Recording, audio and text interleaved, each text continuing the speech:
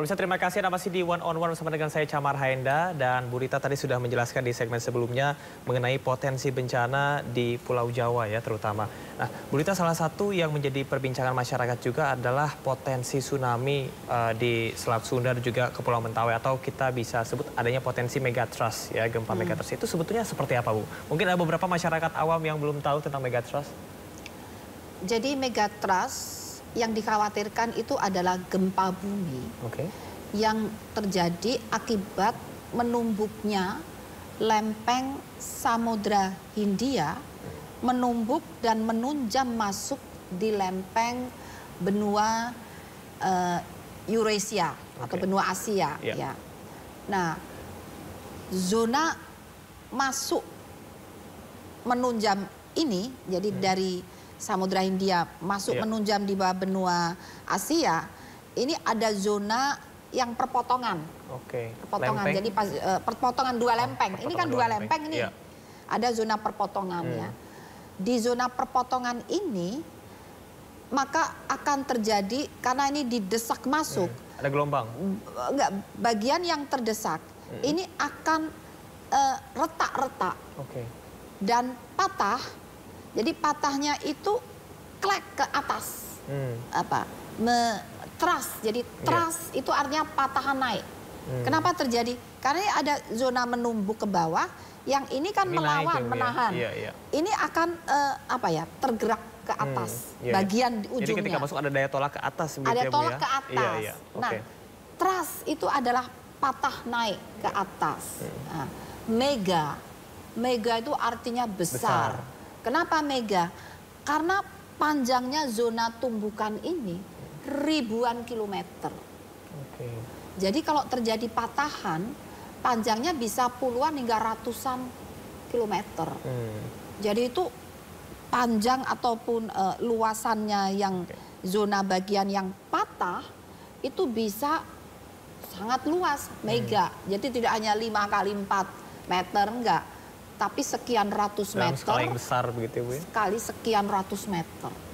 Nah, jadi itu maka dikatakan mega. Dan trust itu patah naik. Kenapa membahayakan?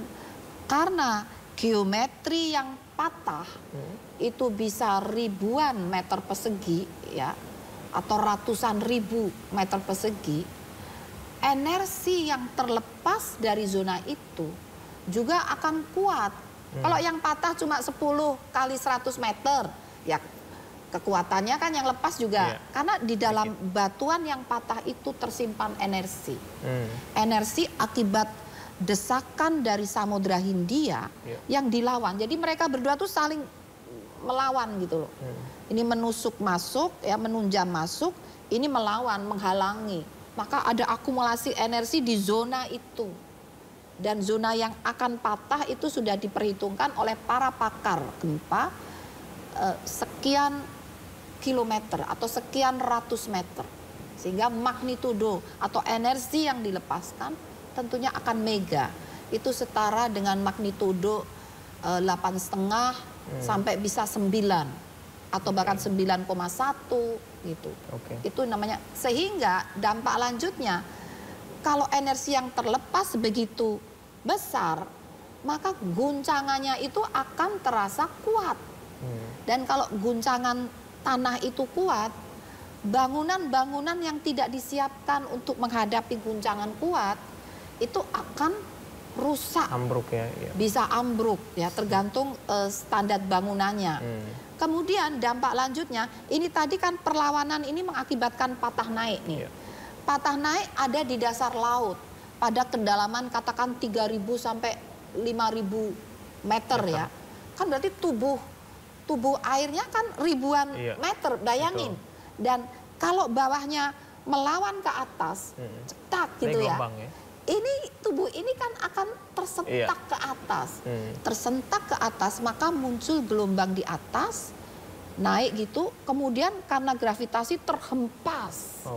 Terhempas. Itulah menyebabkan tsunami. Ini menimbulkan gelombang tsunami. Daerah yang berpotensi dan juga paling rawan untuk terkena dari dampak ini mana saja, Bu? Nah, itu tadi kan ada 2 zona megatrust yang sudah saatnya patah, Tapi sampai hari ini tuh mereka masih berlawan, masih melawan. Belum sampai terjadi patah. Nah, itu ada di Selat Sunda, bagian selatan. Jadi ditumbuhkan lempeng selatan Selat Sunda sekitar 250 km dari Selat Sunda. Dan yang kedua di sebelah barat Siberut. Itu Kepulauan Mentawai. Nah, sehingga yang disiapkan untuk disiagakan itu kalau Selat Sunda ya ada Banten, Lampung, Jakarta, kemudian mana Jawa Barat juga kena ya. Jawa Barat, Jadi di sekitar Selat Sunda. Kalau di Sumatera mungkin Sumatera Selatan ya Bu ya. Terutama ini Kepulauan Mentawai, Sumatera Barat. Oh, Sumatera itu Barat ya. Lebih berhadapan ke Sumatera Barat. Tapi sebelah selatan utaranya bisa keimbas juga. Selatan Sumatera Barat apa Bengkulu ya. Bengkulu tuh bisa terimbas. Kemungkinan ya Lampung, karena Lampung dapat dari Selat Sunda. Ya kan? Kemudian utaranya Sumatera Barat itu kemungkinan bisa terimbas.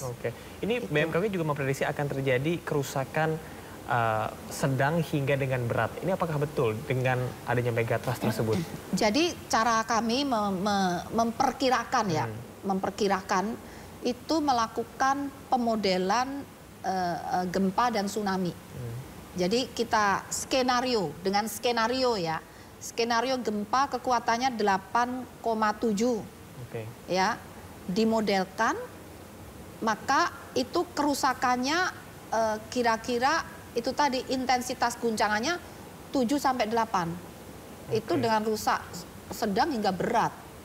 Itu jadi dasarnya dengan perhitungan matematika yang memodelkan, maka akan ketahuan intensitas guncangannya itu mencapai berapa skala MMI. Itu diperoleh angka skala 7 hingga skala 8. Artinya akan dapat terjadi kerusakan sedang hingga berat. Yaitu kalau rumah roboh. Apalagi kalau rumahnya tidak tahan gempa. Tapi kalau tahan gempa insya Allah kuat. Kalau benar-benar dibuat tahan gempa. Contohnya ada nggak yang tahan gempa? Bandara Internasional Yogyakarta. Satu-satunya bandara mungkin di Asia ya, tidak hanya di Indonesia, di Asia yang sudah didesain, insya Allah kalau desainnya benar itu tahan guncangan gempa 8,7. Sehingga kalau Anda saat ada gempa kuat, Anda sedang ada di bandara, jangan lari kemana-mana. Tempat paling aman itu di bandara itu pada level mezanin sampai level 2. Itu jangan keluar, karena kalau keluar sudah terlanjur di luar bisa terjadi tsunami. Nah, dan bandara itu sudah didesain ketinggiannya itu tidak akan terendam tsunami. Insya Allah itu ikhtiar manusia ya. Sudah ada perhitungannya. Ada perhitungannya tsunami itu akan merendam 10 meter. Nah, level mezanin itu sudah di atas 10 meter. Lantai 2 juga di atas 10 meter. Muat sekitar 10.000 orang. Ini cukup unik ya Bu Rita, artinya apakah sudah saatnya bahwa bangunan-bangunan selanjutnya concern terhadap anti gempa nih? Saya rasa harus, mungkin kita terlambat. Karena lebih baik terlambat daripada tidak sama sekali ya? Iya, betul. Nah, karena wilayah Indonesia itu banyak zona yang rawan gempa dan tsunami. Jadi memang seharusnya demikian. Bu, ada nggak sih hal yang mungkin bisa kita contoh dari negara-negara yang sangat berpotensi sama seperti kita, seperti Jepang atau juga Turki begitu ya Bu ya, yang sering gempa, terkena tsunami gitu. Apa sebetulnya yang perlu kita fokuskan begitu Bu? Terutama untuk pembuatan bangunan dan bagaimana literasi masyarakatnya. Iya, betul. Jadi tadi saya ceritakan Bandara Yogyakarta. Itu dibangun seperti itu karena kita belajar ke Jepang. Itu kita mencontoh Jepang. Di Jepang itu bandara didesain, contohnya gempa yang besar sampai 9 magnitudo di Sendai. Sendai itu tahun 2011. Itu tidak ada korban jiwa yang ada di bandara itu. Padahal harusnya roboh, kena. Enggak. 9 magnitudo itu luar biasa. Iya, Bu ya? Bandara itu tidak apa ya, dan kena tsunami juga, nggak ada korban di situ. Dan itulah tempat kita belajar, Oke. sehingga membangun Bandara Internasional Yogyakarta itu didesain khusus dengan belajar dengan Jepang. Oke. Itu dari infrastrukturnya, dari building code-nya. Dan juga kita harus belajar dari edukasi masyarakatnya. Iya. Masyarakat sana itu sudah siap lebih dari 100 tahun yang lalu. 100 tahun. Kita baru mulai tahun 2000 setelah 2005. Oke. Jadi itulah yang kita harus terus belajar. Apalagi setelah ada tsunami Aceh mungkin ya Bu ya. Iya, Artinya literasi itu masyarakat kita, juga baru setelah semakin tsunami tinggi ya. Aceh kita baru belajar. Bahkan ini kalau kita lihat di beberapa video viral di TikTok misalnya atau juga di Instagram karena saya Gen Z ya Bu ya. Saya melihat bahwa anak-anak sedari dini sudah diajarkan ketika gempa jangan panik, apa yang harus dia lakukan, bahkan sampai ngumpet gitu ya Iya. di bawah meja. Itu mungkin yang perlu kita tingkatkan ya Bu ya. Betul. Jadi itu Jepang seperti itu, Indonesia setelah tsunami Aceh juga menyebarluaskan seperti itu. Oke. Bahkan tahun 2010 waktu itu ada di buku-buku pelajaran anak saya waktu itu SD dan SMP. Itu di buku geografinya tuh ada pelajaran tentang bagaimana kebencanaan itu Iya. ada. Nah, tapi nggak tahu sekarang gimana, saya nggak tahu. Oke. Kita mudah-mudahan kita harapkan harus bahwasanya ini terus Iya. secara kontinuitas ya Bu ya. Iya. Baik, terakhir Bu Rita, apa yang ingin disampaikan kepada masyarakat terutama di potensi cuaca ekstrim dan juga potensi bencana siaga saat ini? Silahkan. Ya, jadi baik potensi cuaca ekstrim ataupun potensi gempa bumi dan tsunami itu di Indonesia memang kita memiliki potensi yang harus secara serius kita waspadai bahkan siaga. Nah, bagaimana cara siaga atau waspada? Mohon terus memonitor informasi dari BMKG melalui berbagai kanal, antara lain melalui aplikasi mobile phone karena Gen Z, milenial itu kan sangat digital minded ya. Itu kami sebarluaskan melalui mobile phone, baik untuk perakiraan cuaca 6 hari ke depan, untuk peringatan dini sewaktu-waktu, dan juga untuk informasi gempa bumi dan tsunami.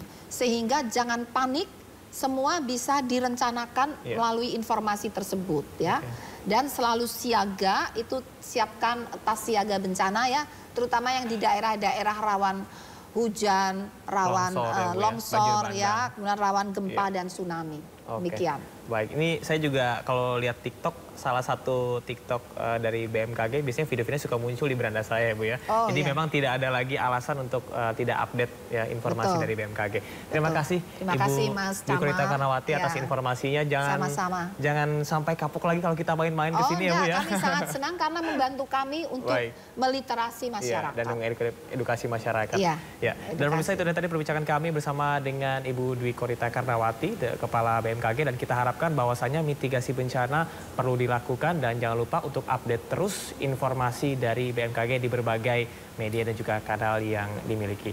Saya Chamar Haenda, sampai jumpa di One on One selanjutnya.